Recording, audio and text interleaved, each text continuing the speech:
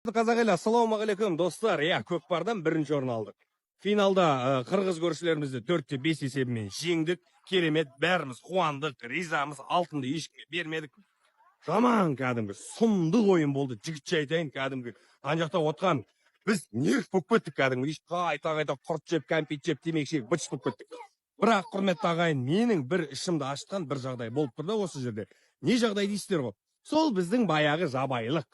Өмірі қазақты артқа сүйрейтін, қазақты аяққа таптайтын сол баяғы өзіміздің жабайылар. Ойын бітеді.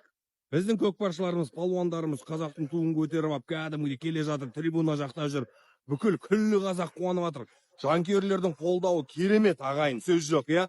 Бірақ біздің шабандоздар өздерінің қамшысын, бөрігін жаңағы көрермендер жаққа атып жатыр ғой, енді. Мен қуаныштымыз ғой бәріміз.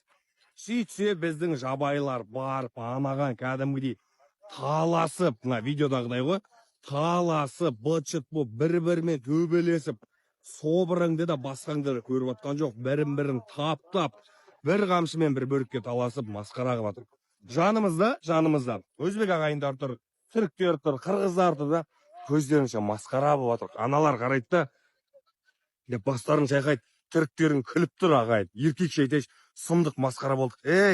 Ей, мен сендерге құдайдың зарын қылдым ғой. Таласпаңдар тегін дүниеге. Түсінем, ырым лақтырады, білем. Бірақ таласудың қажеті жоқ қой. Неге? Біз қашан өзімізді көтеруді үйренеміз, елімізді аяққа таптау демес, Масқара болдық қой, масқара, қарабет болдық қой, қарабет. Сөздің ашығын айту керек қой. Бір жиын болса болдық, өмір қарабет боламыз. Өмірі. Тегін дүние бізге беруге болмайды. Этноауылда тұрмын ғой мен қазір. Этноауылға осы жерге миллион теңге демей ақ қойын. 5 тарелка палау қойыңдаршы. Тегін. Быт-шыт боламыз мына жақта. Неге ондаймыз, Болды ғой, жетеді ғой, қашанғы қарабет бола береміз, айналайындар-ау, көтерейік те өзімізді. Қазақтың мәдениетті халық, текті халық екенін көрсетейік те осында бір жабайлардың кесірінен, шынымды айтсам, уже заебал шықты. Жігітше айтайыншы, қойсаңдаршы, болды ғой, құдайдың зарын қылып жатыр ғой, өйтіп таласпаңдар деп. Жеңіс құтты болсын ағайын.